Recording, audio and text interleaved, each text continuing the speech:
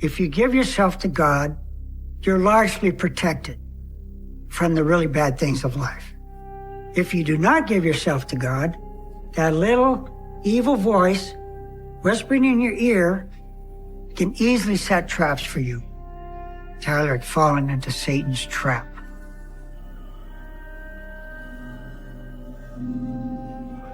I grabbed all my stuff. I put a bat in the car. I grabbed, an extra set of clothes. I grabbed my Beretta. I want to make an impression. Satan is always plotting spiritual warfare against us. His goal is to create as much harm as he can to each of us as he can get away with. And if you don't have a good connection with God, you're vulnerable. Well, you pray before going to do something you shouldn't do. I don't know. But we prayed that maybe God would make the best of it. My son has done a very terrible thing. He now is going to deal with some very terrible consequences.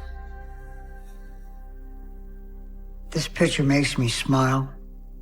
This is part of my son's creative, mischievous nature. He'd gone into my daughter's bedroom and got out her dark pink lipstick and proceeded to just smear it all over himself. We saw a lot of this kind of behavior over the years, just doing crazy things. I was proud of my son for the odd little things he would do, because it meant that his creative side was working pretty well. But this willingness to disrupt and to get into trouble always seemed to be there. We typically believe that both the evil angel and the good angel are whispering in your head, trying to get you to do different things, choose good or choose evil. And he was a little more willing to do the bad things.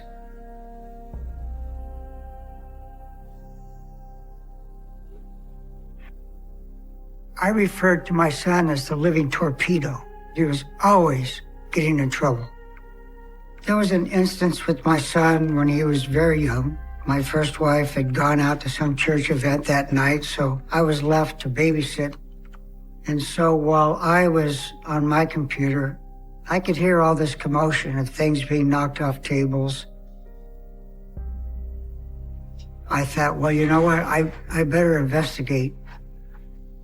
He'd gone over to the table where the clean laundry was sitting, and he just threw it all on the floor, and he scribbled all over the table.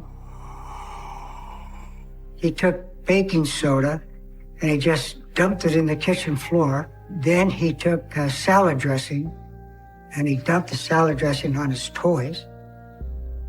I think it was just normal kid stuff, but there was one thing for sure that was very distressing to me. We had a big 55-gallon aquarium, and I noticed that my aquarium was all milky white.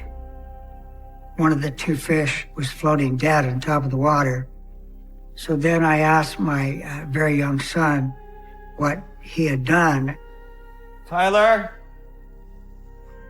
And he told me he poured milk in the aquarium. I told my son not to do that again, that it killed the fish, and I showed him one of the dead fish. You know that killing is wrong. Yes. Go clean up your mess. I'll take care of this. A couple days later, I noticed that the second fish was floating dead on top of the water. When I lifted the lid off the tank to get that dead fish, the water felt very hot. It was all the way up to 120 degrees. And it was pretty easy to deduce that while I was at work, my son fried that last fish. So I was a little concerned about that. Tyler! I don't remember what he said as to why he chose to do that. Did you do this? Did you kill this other fish? My son just was leaning more towards the darker side. If my son was willing to kill those two fish, he probably would do it again. Go up to your room. From that point forward, I drained my fish tank and never had an aquarium again. But I just considered my son to be a strong-willed, highly independent kid who's exploring his world with great zeal and gusto. In 1989, I had a very bizarre encounter with the demonic realm with my son. I walked out the front door, and Tyler was standing on the grass beside the little cement walkway there. Tyler? He looks up at me, and he's got this white froth all over his mouth and chin, which I've never seen before on my son. And he says, "I hate Jesus. I want my cat to pee on Jesus." This was a very disturbing voice. It was not my son's normal voice. A very deep, guttural kind of a voice. My son tells me that there are two bad kings in the backyard, that they hate me, his father, and hate his mother, but that they love Tyler and they gave Tyler kisses. In the Adventist belief system, there's always this huge spiritual war going on around you. Some Christians believe that a person can be demon-possessed. Other Christians say, no, you can't be demon-possessed, but they can put thoughts in your head. And that's what I immediately thought. No, that's not true. That's not you talking. So I knew I was dealing with an evil entity that's using my son to communicate some very disturbing thoughts. So I said a prayer of, in the name of Jesus, I command you, evil spirit, to leave my son. And then I took my son in the house. Come inside, quickly. I washed the foam off of his face. I prayed and I asked God, what is giving those evil spirits permission to be in my backyard? And the image that came to my mind was some porn magazines and some porn videotapes. I suffered from a severe porn addiction for many years. Because I'm watching porn, I'm now giving demons permission to come into my house. I didn't want the demons in my house. So I trashed all the porn that I had, and I buried them in the backyard. So when Tyler told me that he saw evil kings in the backyard, that immediately told me that porn that I had buried gave them permission to be there in my backyard. So again, I dug up the porn and I put it in the trash. So later that night, when we're sitting at the dinner table, my son just suddenly says, "Jesus is the Prince of Peace." To me, that was a wonderful thing to hear. I breathed a big sigh of relief, and I don't think my son talked about evil kings after that. When my son was around 10, we had a very disturbing instance with him. My daughter was 6 years older than Tyler, and my daughter had a young man, and my son did not like him. He just felt he gave off a very bad vibration. Tyler was protective of his sister, so my son took a knife and chased that young boy down the street to get out of our house. And he didn't come back after that. Fortunately, nobody got hurt. I wasn't there when it happened. What's going on out here? And I talked with Tyler to stop. Don't do that. That's dangerous. You could hurt yourself or that other boy. Do you even understand that? But I just kind of dismissed that. I didn't think much of it, except Tyler's being very protective of his sister. Looking back now, the fact that he had that kind of violence in him was very troubling. That's some very serious and very dangerous behavior. What terrible thing's going to happen next? Every Thanksgiving, I would do a family photo. Tyler is about 13 in this picture. And as I look at him, knowing what I know now, he's got kind of an arrogant look in his eyes.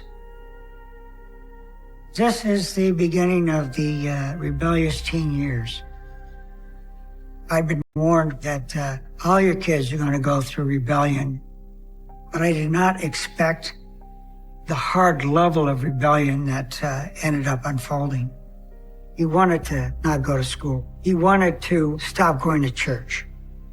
Now he's starting to really push back against my parental authority. and just wreak as much havoc as he could. It was Sunday, but my son was refusing to go to church. I said, come on, Tyler, let's get going. And that disturbed me because I'm the adult in the house. He's in my house. He should be following my rules. The church is important to me as a family. But he just stubbornly put his foot down and said, no. I'm not going. So he's sitting on his bed with the pocket knife in his hand, and he's opening it and closing it, opening it and closing it, just kind of looking at the floor. You know the rule. I already told you. I don't care about your stupid rule. He was making it very clear to me that he was very willing to do violence. And I was very troubled by that. And I said, I just rebuke the evil spirits in this room in the name of Jesus. He just looked at me in disgust. I just let him sit there. My first wife and my daughter and I, we went to church. And from that point forward, my son refused to go to church with us. So I just accepted that's how it is. I can't force him. I just felt Tyler was going to go through some very difficult times without God, because in the back of my head is all this demonic spiritual warfare going on. So if you don't have God helping you, you're screwed.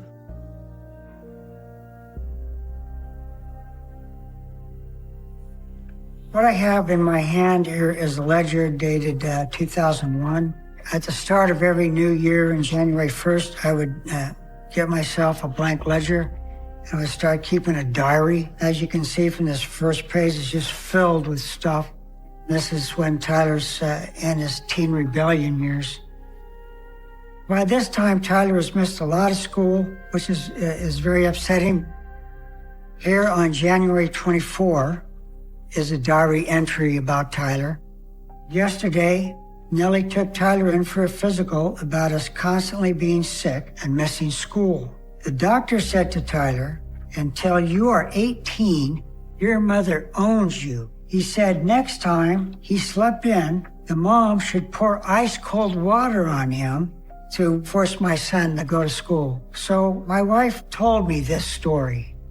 And then, of course, I told my boss at work, and they both said, absolutely, you should pour ice cold water on him if he's not going to get up and go to school. And so that's what I did. February 14, I went into his room to see if he'd gotten ready for school. He was still laying in bed. And I asked him if he was going to go to school, and he said no. You're not skipping any more classes. And I said, look, you better get up and get dressed and go to school, or I'm going to go into the kitchen. I'm going to get a glass of ice water. I'm going to throw it on you if you refuse to go to school. He just laid there. You think I'm bluffing, huh? Fine. So he could hear me walking out of his bedroom, a couple steps to the kitchen. He could hear me getting a cup, hear me getting the ice water. And I came back. He's still laying in bed. And he had stashed a pocket knife by his pillow. I threw the ice water on him. He threw that open pocket knife at me. Are you crazy? And fortunately for me, it hit the wall. It missed me. But he absolutely wanted to hurt me. There's no doubt in my mind. He was very angry with me, and he just wanted that knife to hit me. And that's why I called the police, because this could get a lot worse. What are you doing? I'm calling the police! And the police came. But by this time, Where are you going? he was smart enough to leave the house, because he and his friends knew that if you're not home when the police come, they're not going to go looking for you. No, he's not here. He just ran out the door. Tyler! He came back home later that night, and I didn't do anything about it because the police didn't do anything about it. I was very concerned about what Tyler might do. I was always hoping that the next bad consequence would bring him to his senses and to stop doing these terrible things. But it didn't. Tyler was probably around 15. And And I came home from work, and he was walking around with a short sleeve shirt. Tyler. Whoa. What's that on your arm? And I noticed on the lower part of his left arm, he had carved some, looked like eyes. That was alarming, because that obviously would have caused pain. He used an X-Acto blade to do it. I said, what are those? And he said, they're demon eyes. You know, they help me see things, which was very disturbing to me. Why would you do something like that to yourself? But it was another indication that Tyler preferred the path of darkness rather than the path of light. He was very cocky. He didn't give a rat's ass what I thought about it. In fact, he wanted me to be disturbed by things he did. I could tell from his expression that he liked my discomfort. I didn't know what I could do about that. We put him on the 72-hour hold, so the behavioral center had their experts trying to deal with him. I went into his room while he was at the behavioral center, and I gathered up his heavy metal CDs. The covers on some of these bands look very demonic, very evil looking. And so I began thinking that my son's heavy metal music has allowed stronger demons to be influencing him. I broke him in half and threw him in the trash. And so when he came out of the hospital, he was very angry about that. What are you doing? So I was very concerned about what Tyler might do. It seemed like he had chosen to embrace evil rather than good.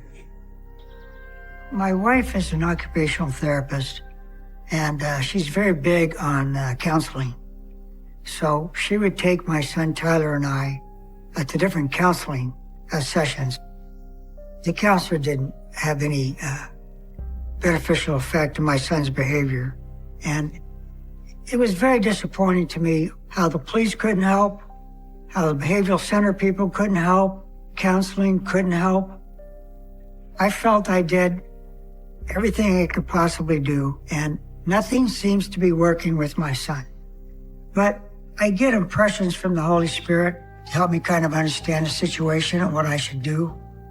I saw this picture in my mind that Tyler was like the Wizard of Oz. My son is manifesting all this hateful, belligerent, rebellious, angry behavior, but inside, he's just a scared young teenager. He's just a little guy behind the curtain who's weak and vulnerable, and I should approach him that way. And so I did. I softened my approach towards him. It would take away his Nintendo. At one point, I said, you can't see your girlfriend until you go to school or stop doing marijuana. So we tried a variety of those things.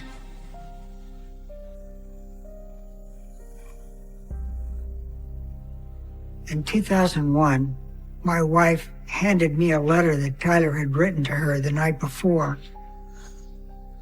What's this? Tyler wrote that. He said three different things. He said, one, our threats to him of like taking away his Nintendo only pissed him off. And he said that he wanted both me and his mother to die. If she was going to drive him to school, that he would grab the wheel and jerk it to make the car crash and kill them both.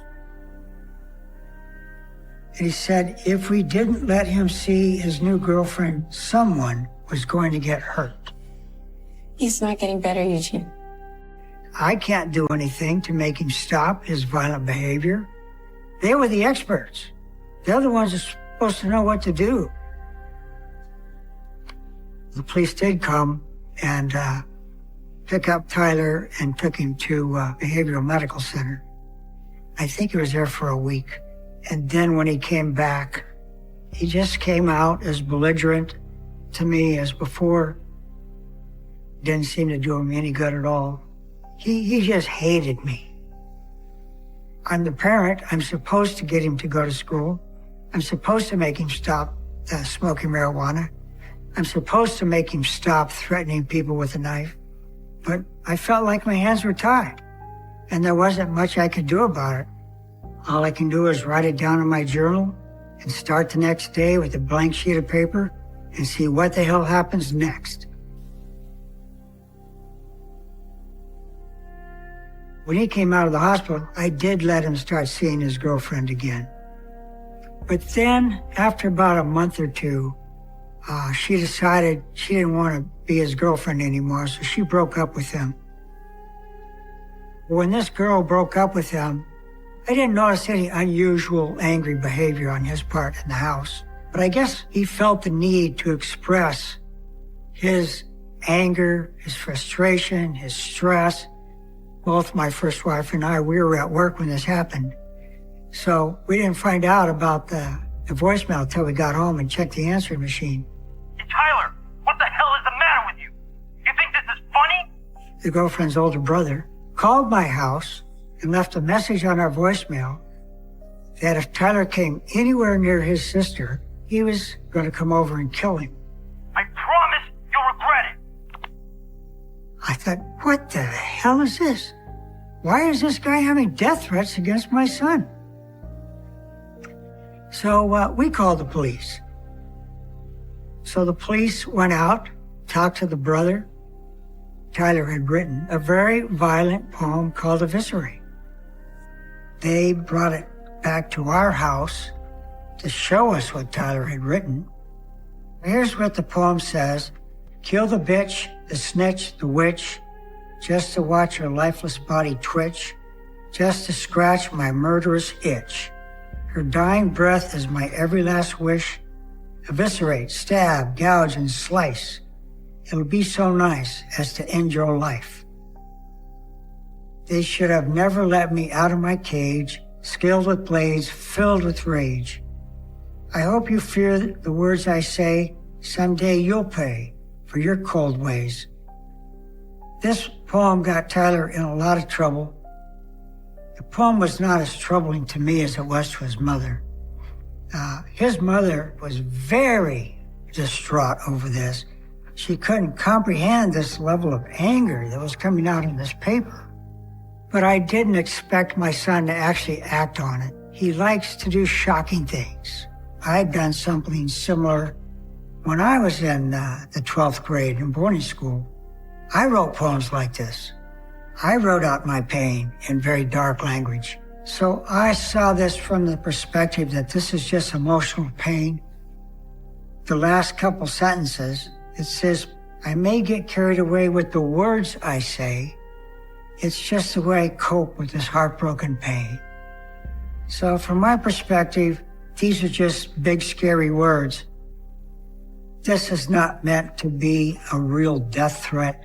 He's not really going on some kind of a hacking rampage. Tyler should not have done this. This was a very bad idea. But this did not mean Tyler was actually going to kill the ex-girlfriend. My son Tyler, there were periods of time when he was very troublesome to deal with. One day, I found some marijuana plants in the closet, his closet, and I told him, I'm going to have to get rid of these.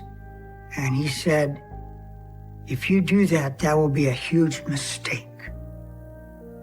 Then he taunted me by saying there was a weapon in the house that was probably going to be used against me. And that scared me. It's in here. So I called the police. They got a search warrant for his room. They searched his room, but they didn't find anything. The room's clean. There's nothing we can do here. There was no weapon there. So after the police left, I thought, you know what? I bet he put that pistol in my bedroom just to piss me off. And sure enough, I checked behind the headboards, and there was a brand new pistol. So obviously Tyler was ramping up his willingness to be violent, and that was very scary. So I took the pistol, I took it apart into two pieces, the clip and the body, and I threw them in the trash can at work over the next 2 days, because I didn't know what else to do with it, and nothing came of it after that. He didn't say anything about it. I didn't say anything about it. So it was kind of a battle of wills. I thought, well, this is just one another miserable thing I'm gonna have to write in my diary. And there are a couple places in my diary where I wrote, I hate God. Because God's not doing very much to stop all this crap. And I'm very frustrated by it. But if you're angry with God, who else are you gonna turn to? So I just pray to God to keep my family safe every day. Tyler went to Kentucky when he was 18 to the military. I breathed a big sigh of relief that he'd gone into the Army, that maybe they were able to knock some sense into him, as they say. And indeed, his behavior did get a lot better. When Tyler came back from the Army, he really cleaned up his life. He is a much better person. He's much easier to live with. He's much more responsible. Obviously, the Army has taught him some self-discipline. The most violent incident I've experienced with my son, Tyler, it was about 2010. My ex has already divorced me. She's left. I'm staying in the house with Tyler and his sister. It was on a Saturday night. He and his friends were drinking out in the patio. I'd gone to bed. My daughter had her boyfriend over. The boyfriend had hit my daughter the year before. So that made Tyler very angry. I'm asleep in my bedroom, but I hear all this very loud yelling and commotion and slamming things around. So I got up, opened up my bedroom door, and I see that two of Tyler's friends had grabbed the boyfriend, dragged him out of bed, and they're now pounding on him. And they're beating on him with their fists. I see that, and I'm not going to allow that to happen. I ran over there and said, you get off of him right now. That's enough. Oh, you get outside. Get the hell out of there. I started to grab one of the guys to pull him off. Tyler is standing in the doorway into the hall. So he's seeing me do this. He takes a couple steps towards me, grabs a hold of me, and slams me against the hallway wall. And he pins my shoulders back to the wall. He's cussing, yelling, and screaming at me. What are you gonna do? Huh? What? And just all of his pent-up hatred for all these many years, he's just exploding with rage. He took his fist and he slammed it in the wall near my face. Once, maybe twice. I was quite scared. I didn't know where this was going to go. It looked to me like I might end up with some broken bones or something. There's very little I could do about it. My son was stronger than I was. Come on, old man. Let's see it. Let's see what you're made of. And fortunately for me, one of the bigger guys who'd been beating up on the boyfriend turned to Tyler and says, Tyler, that's your dad. You can't talk to your dad like that. So his intervention caused my son to stop. That was a very scary night. I had no idea which way that was going to go. The police came out, but Tyler and his two friends involved in the fight had fled the scene, so there was nothing the police could do about it. He asked my forgiveness the next morning when he was sober, which I accepted his forgiveness. I was always willing to forgive and forget.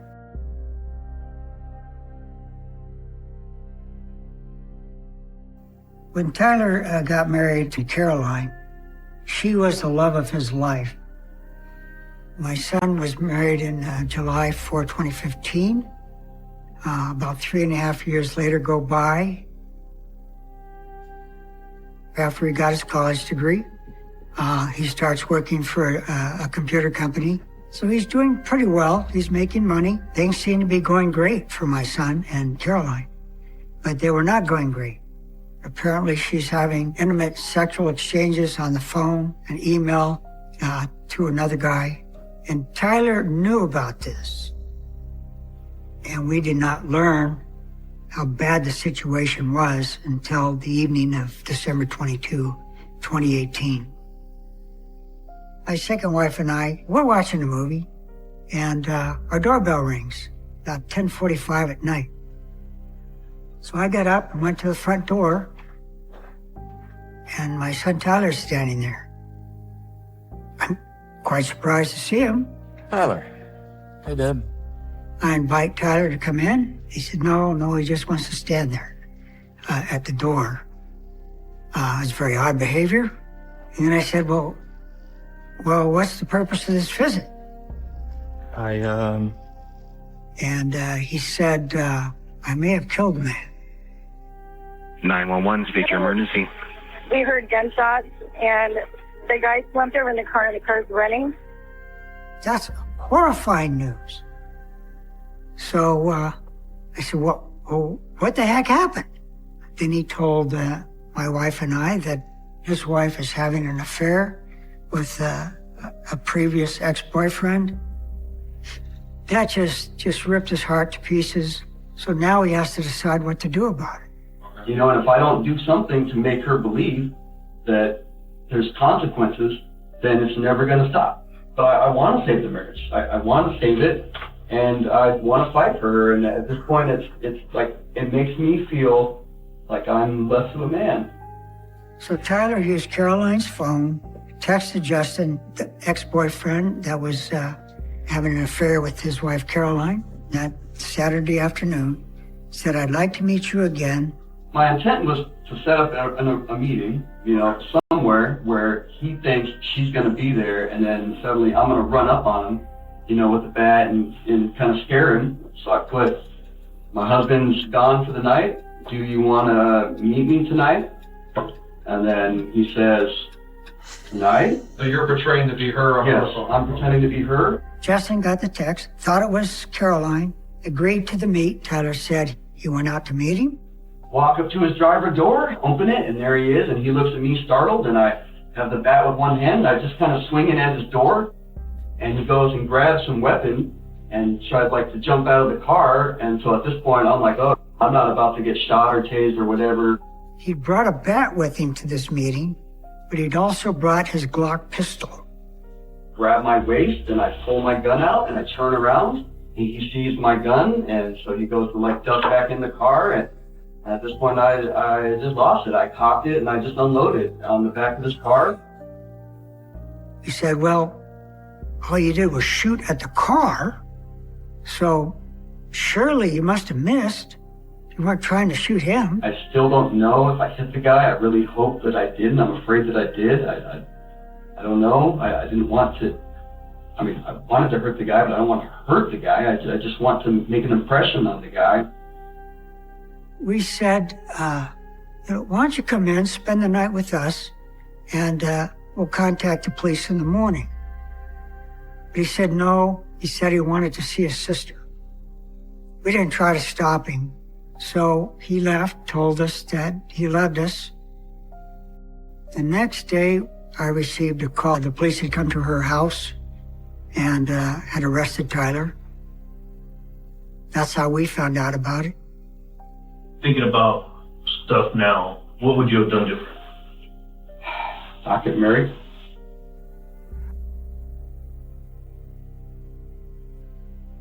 My first face-to-face encounter with Tyler after the murder, I went down on one of the visiting days to see him. He was not particularly sorry about having killed him. He felt the laws needed to be changed, that if a man has an affair with your wife, you as the man have the right to kill the man. He doesn't have any emotional impact that he's killed a man. He just has the logic and the reason. He's having an affair with my wife. He got what he deserved. So he felt justified. But I don't believe my son intended to kill Justin. I say that for a couple of reasons. One, if the purpose of my son was to kill Justin outright, he just would have walked up to the car, opened the door, and shot him in the head. And he certainly knew he wasn't going to get away with killing him. This is a suburban neighborhood. A lot of people are going to hear and see. So it wasn't his purpose to kill him, in my opinion. But I was at the court when he had his court case, so I got to hear all the evidence. And one of the things that came out in the court trial is one of the things that Tyler said to his wife. She must have asked him, well, what if you end up killing? Tyler got a bottle of bleach from the house, and he says to her, the Clorox is to clean up the blood from when I shoot him or kill him. And that was one of the things that led the judge to say that Tyler had no remorse, that this was first-degree murder, premeditated, and that's why the jury leaned that direction for first-degree murder. As I look back over my life and ask myself, what could I have done different? I should have been actively involved with Tyler. The Ten Commandments says, thou shalt not kill. So my son has done a very terrible thing, not just to Justin and his family, but he's broken one of God's significant laws. I'm personally convinced that the demons, so to speak, had probably whispered in his ear to confront Justin and probably whispered in his ear to shoot him. So that was what I call Satan's trap. However, my son has now made a very strong connection with God. Once Tyler got in jail, he took his relationship with God very serious. And I'm encouraged that he's a peaceful inmate. He is respecting the rules. He has learned that there are very bad consequences for bad behavior. So even though Satan has succeeded in getting my son put in jail, God is now winning the battle in my son's life. So I'm confident my son gets to go to heaven. God is very willing to forgive all of us for really, really bad things, but you are not exempt from the consequences.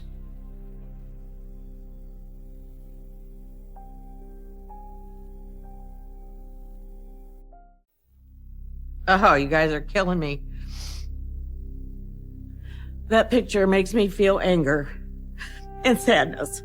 It makes me angry at John. It makes me hate him. He was my brother. He was the only person I have left. And family's supposed to be there for family. But how could you? How could you be there for that? God, I can't even imagine it. I can't even imagine it.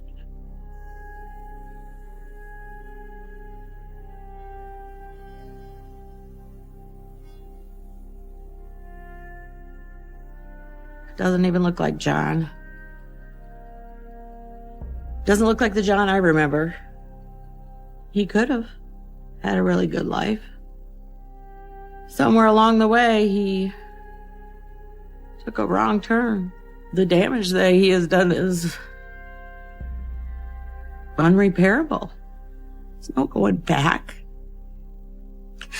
You can't bring any of these victims back. And I'm so glad my parents weren't around to see him there, to see that picture. I don't know how he was able to keep people fooled for so long by his stories. He always seemed to have an excuse that seemed to be plausible. John had this evilness to him that I didn't see. I think I was too close to him. I love my brother. And I hate him. This is a picture of John and I. I think I was probably about 5, and he was probably about 8. We grew up in Augusta, Michigan, very small town.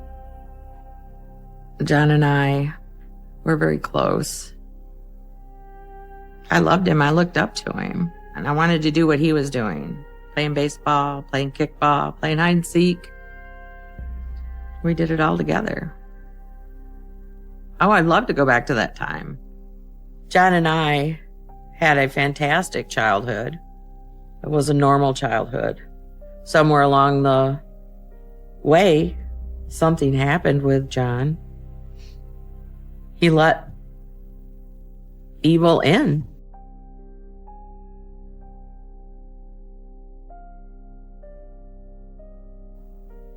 My father, he was police chief, he was fire chief, he was mayor of Augusta. He did everything. We knew everybody, and everybody knew who we were. John, at a young age, got himself into trouble quite a bit with his mouth. When John was in high school, he had a friend. They would both run up to the girls' locker room, and he would open up the door and just yell, I need a maxi pad. And they just thought that was so funny. When they came home and they told me about it, and of course I laughed, I just shook my head. I'm like, John, you're going to get into trouble for that. And he always was like, shrug it off, be like, I'm just having fun. Well, my parents always wanted to make sure that we always were truthful. John would get in trouble because he didn't tell the truth. John would tell stories, lies about his homework in school. John always had an excuse or story for what he did. And I don't think I ever remember him taking responsibility. And when we weren't truthful and we lied, my father would take action with that. Come on now, John, confess. My dad would take him in his bedroom, shut the door, and then ask him to tell the truth. And when he didn't, then he would get a spanking. And till he was able to then tell the truth. When John got a spanking, that bothered me. I would cry. I think it hurt me worse than it did him. I don't remember John crying. John was never really too emotional growing up. I could ever remember.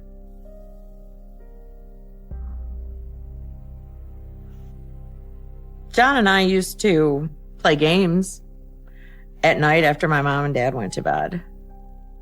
John and I had bedrooms that were right next to one another. When mom and dad thought we were in bed, we used to throw things at each other in our rooms.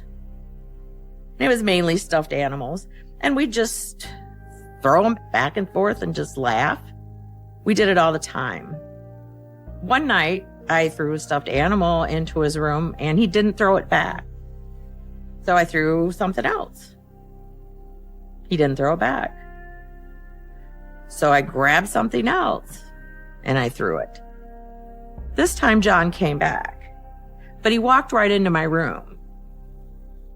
He just said, if you throw anything else, I'm going to kill you. It didn't even sound like John. He was very dark. That was the feeling I got. Very, very dark and just unlike John. It did scare me a little bit. And I just went and got in bed. He turned around and went in his bedroom. And that was it. I just figured he was just in a bad mood that night. Could have been a million things. I do not believe that we even played that game anymore. And, you don't think that your brother is mean or evil. You don't think that at all. Looking back, after what I know now and what John has done, maybe that was a flag, and I didn't notice. His threat that night could have been more than just talk.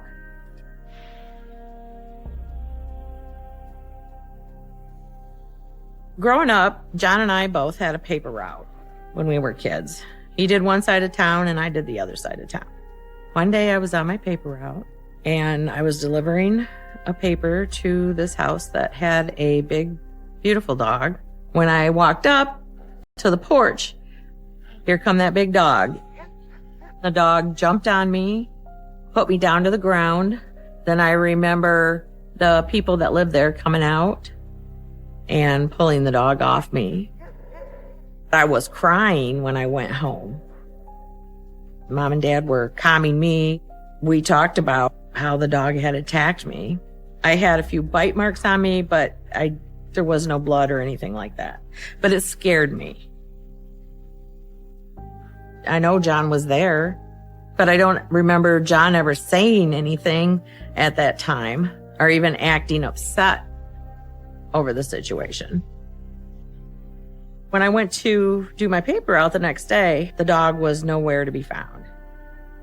And every day the dog was not there. I went to school with some people that lived in the area, and they had told me that the people had found their dog and it had been shot. The dog had been shot out in the woods. At that time, I didn't think very much of it. People in Augusta, everybody was big hunters. I didn't put John with this until later on. I would not have thought John had done that. Maybe I didn't want to believe. After John graduated high school, he went into the Navy. He was over in Japan for 2 years. After John returned home, John told me all kinds of stories of things that happened where he was stationed. He told us a story about how he met this woman at a bar. They went back to his hotel room to have sex. He had said that she had went into the restroom, and when she came out and walked over to John and he turned around, and it ended up being a man. So what did you do? John had said that he had totally freaked out and beat the hell out of him. He's such a storyteller that he told it in a way where all the guys in the room found it very funny. I didn't really think it was that funny. It was always hard to tell when John was serious or he was exaggerating. I didn't know whether to believe it or not. So it was the first time that I've heard John ever admit to any type of violence. He was over in Japan for 2 years, so a lot of things could have happened to him. And it makes me wonder if that's the time he started having different types of sexual desires.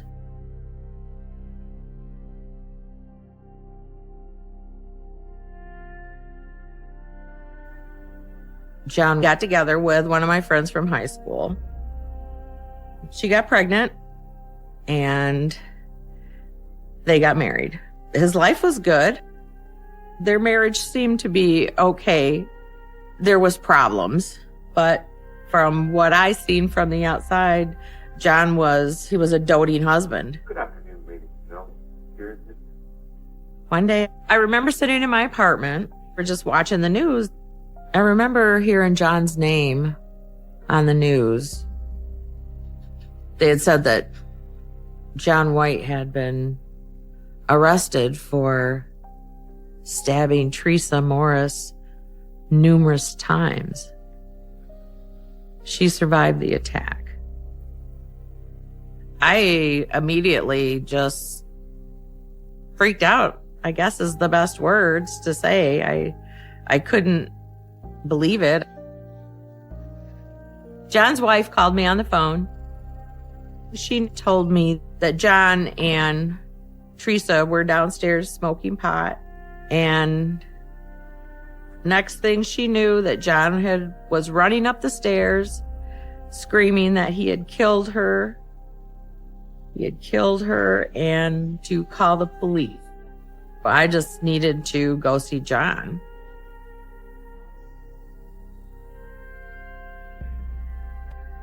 When I seen John for the first time, he had had cuts on his hands by his thumbs. I asked him how he got those cuts on him, and I remember him saying because she came at him with a knife. Tried to attack me. They were doing drugs, and then Teresa turned on him and came at him with a knife because she wanted his drugs. The way the cuts were on his hands, it was like he was trying to stop somebody from stabbing him. John had said that he had blacked out, and when he woke up, she was laying on the floor bleeding. I can't see any logic in it, so I don't understand why or how he could possibly do that. And why he would do it on purpose. I didn't believe that John had done this intentionally.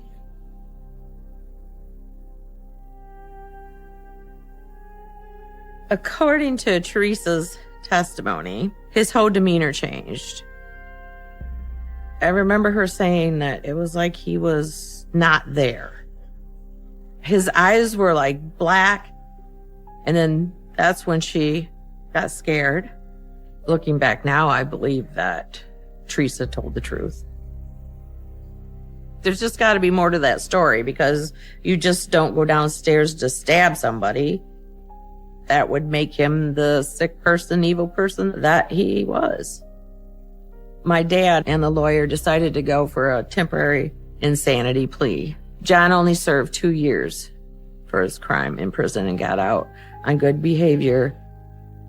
With John, there was always a reason why it happened, and it was never his fault. He wasn't the one to start things. He wasn't remorseful about it. I never heard him say that he was sorry for what had happened. I look back on it now, and Josh never got out. 2 women might be still alive if they wouldn't have let him out. When he was in prison for stabbing Teresa, he had written a book about his life. John sent me a copy of his book. Some of the things that he wrote in the book caught me off guard. In that book, he speaks about our paper routes. I got to the part where he had talked about shooting a dog because it had attacked me. I was shocked. I didn't expect that at all. He kind of explained how he got down on his belly and had his shotgun and had waited for that dog to come out in the backfield, and he shot him because the dog had bitten me, hurt me, scared me to death. Didn't have a clue at any point in time. He never mentioned it. He never came back to me and said, that dog will never bother you again. I definitely got a sense of he did it because the dog hurt me. I felt that John's sense of right and wrong were definitely off, but I obviously didn't know everything about my brother.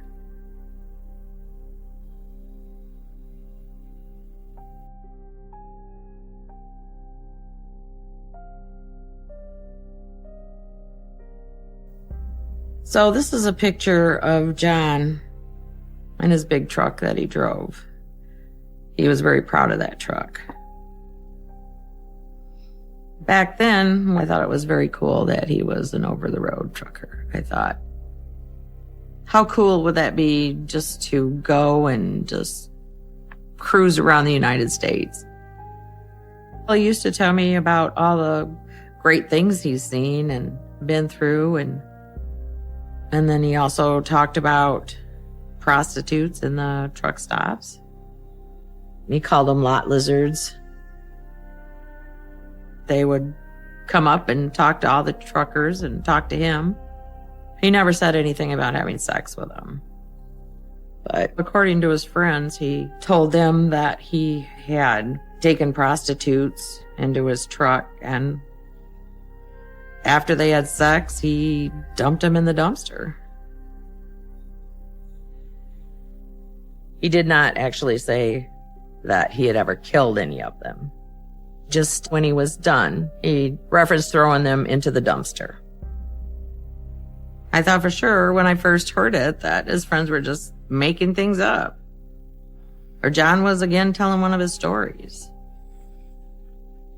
What if he had a prostitute in this truck?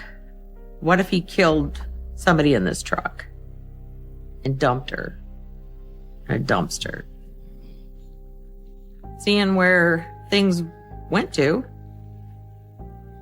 maybe he did. I think the life that John led on the road was his evil side, his evil life, his other side. Later on down the road, I was into watching crime shows, and there was a particular one where there was prostitutes that were missing on this one stretch of highway. So I do wonder if John was involved in any of that. I didn't think much about it at the time. I didn't think about it much until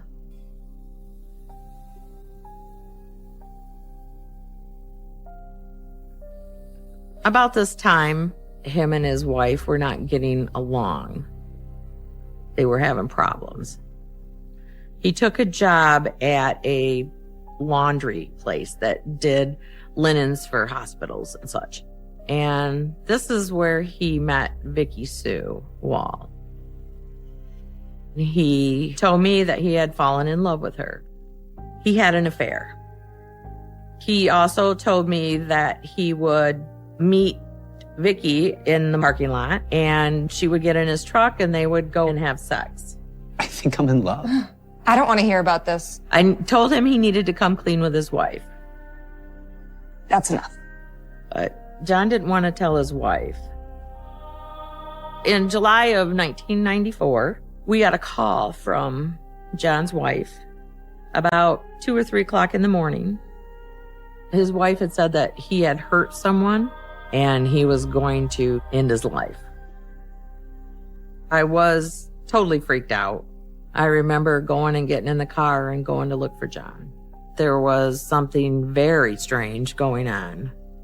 And at that time, there was a report of Vicky Sue Wall had been missing. So we were putting 2 and 2 together and was wondering if John had anything to do with that. The police went out there and they found John. So there turns out that there was a surveillance tape and it showed John pulling up to Vicky's car. And she got out and got in the truck and they drove away. The tape never showed John coming back and dropping her off. When they found her, they identified her with dental records because it was so hot that the body had decomposed. John was arrested for Vicky Sue Wall's murder. I went to visit John in prison to get his side of the story. He told me that Vicky was into strangulation and rough sex. He would pick up Vicky in the parking lot of a department store, and they would go out back and they would have sex. And after they were done, she had slumped over in the seat. And when he tried to move her, there was no response. And that he was very scared. He didn't know what to do. After John dumped the body in the woods, then he had went home and confessed to his wife about his affair. He also told her what he had done. My response was, "Why didn't you take her to the hospital?" And his response was he was too scared. I do remember thinking, another story. Here's another story. He's making excuses because people just don't fall over dead. I tried to talk myself into believing it was an accident. But in the back of my mind, I didn't know whether it was or wasn't. Looking back, I wonder if John's story is even true. It's so far out there, it's just unbelievable. He could have just killed her. And then in May of 95, John was convicted of murder and sentenced to 12 years in prison.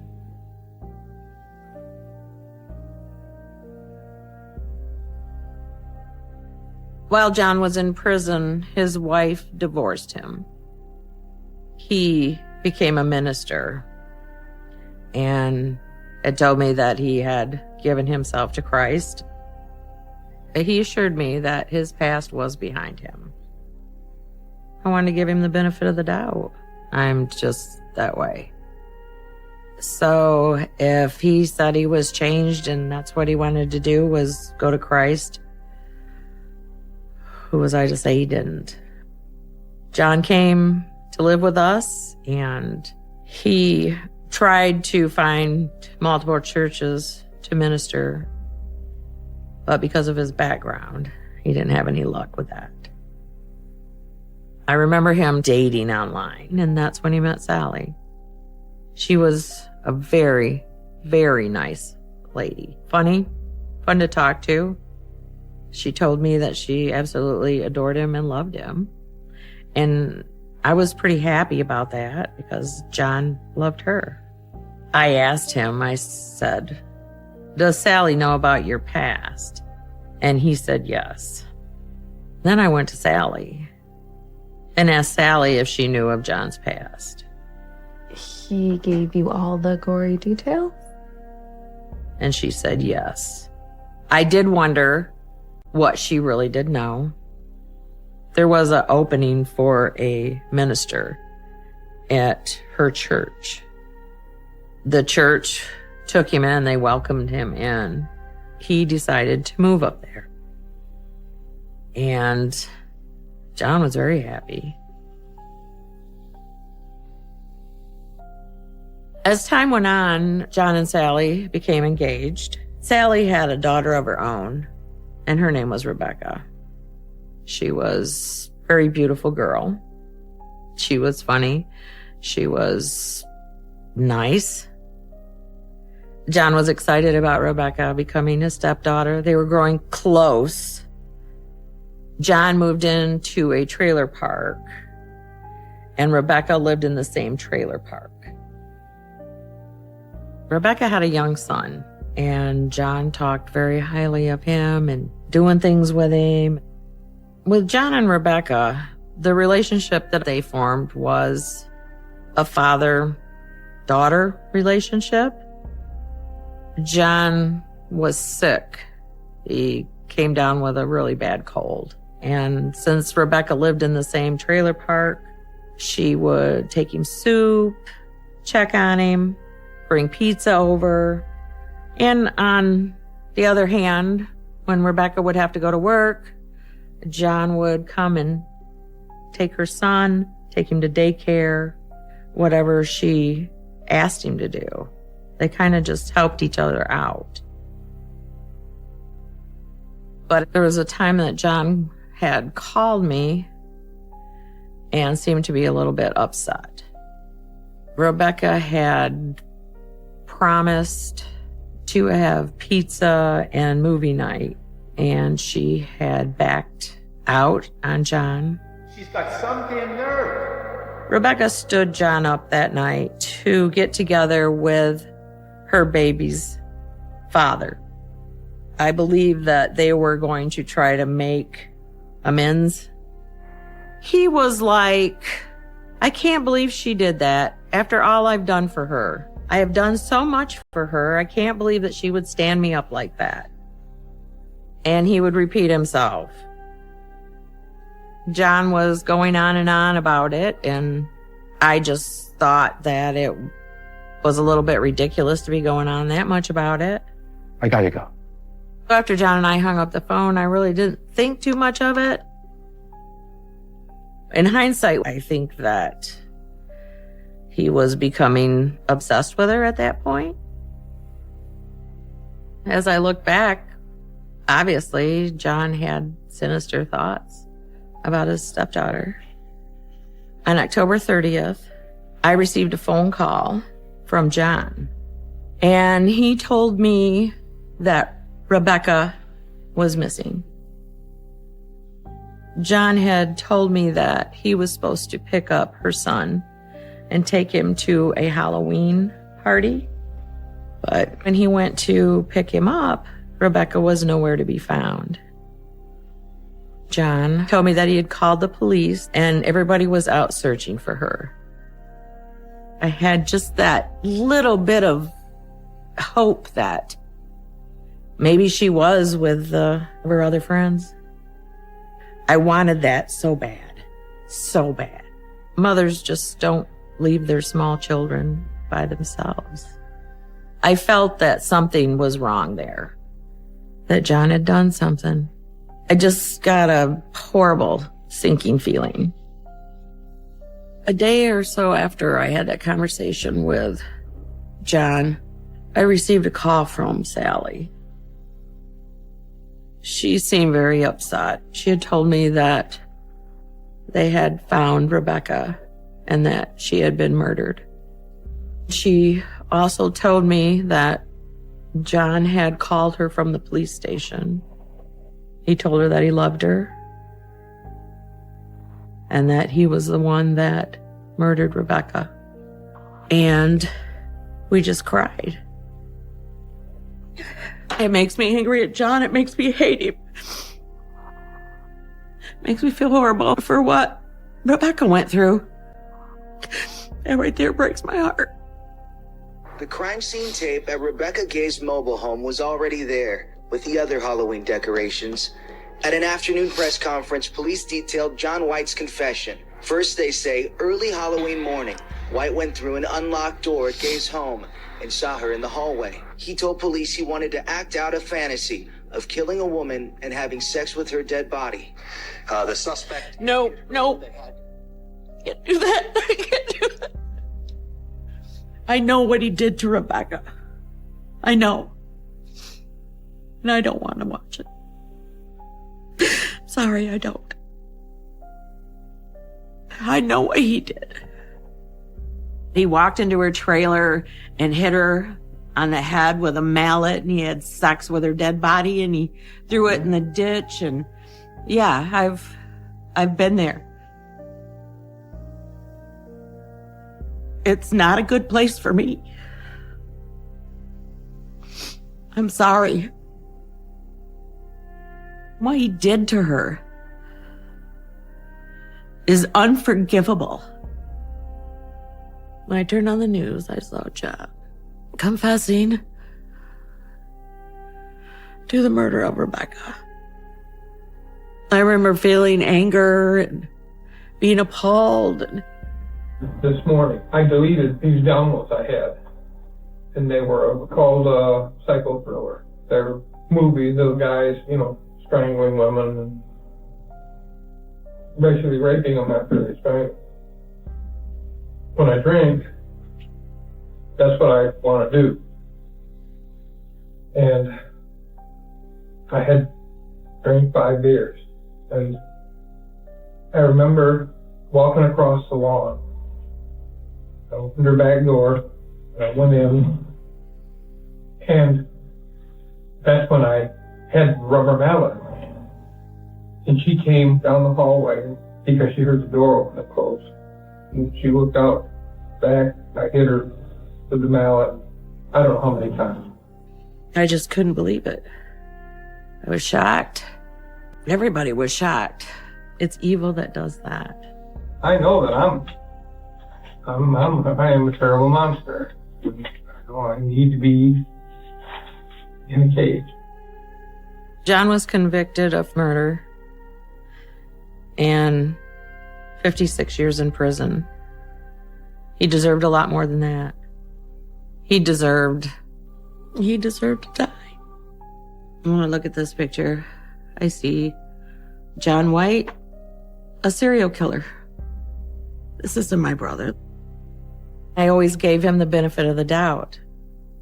I couldn't imagine the things that he had done. For me to talk about John and to talk about what he has done was a sort of a weight off my shoulders. But the picture of Rebecca, it hurts my heart. It breaks.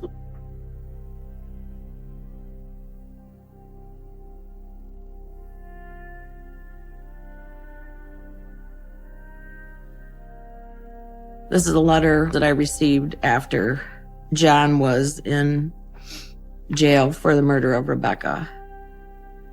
Dear Chrissy, I want to tell you how much I miss you. I love you dearly, Chrissy. And I do understand how pissed off at me you must be. I know what a disappointment I am to so many people. And I'm so sorry. That's the first time I've heard John ever say that, and I don't believe it. I feel that he's sorry that he got caught. Not that he's truly sorry. I'm hoping someday we can talk. Maybe tell you what really happened. He's just telling another story. And he wants to talk to me because he wants to try to get me to believe that what he did, there was a reason for it. But there was not a story he could tell me to make it sound like it was somebody else's fault. But I never answered. I didn't want to answer.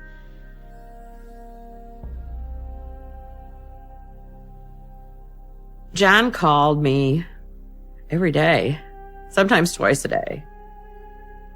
But I never accepted any of the calls. Nobody was in John's corner anymore. I was there for him. He was family. I backed him. I believed in him. I had to admit that I was wrong to myself and realized that there was a dark, evil side to John that I see now versus I couldn't see then. Telling my story has been emotionally exhausting, but it's also a relief. This whole experience has helped me more than what you realize because I can talk about him versus just keeping it all in. He very much betrayed me and his family. I just knew what it was. I just knew before I even picked up that phone or answered it. The officer proceeded to tell me that John had committed suicide. He had hung himself. The brother I knew and loved had died a long time ago. So I did cry for him, but I had, I don't know what the word is, detached myself from him. He was no longer the John I knew. I remember thinking that in hell is where he deserves to be. That was the only way to kill the evil. John had a great life. He had a great childhood. But somehow, somewhere, he let evil in.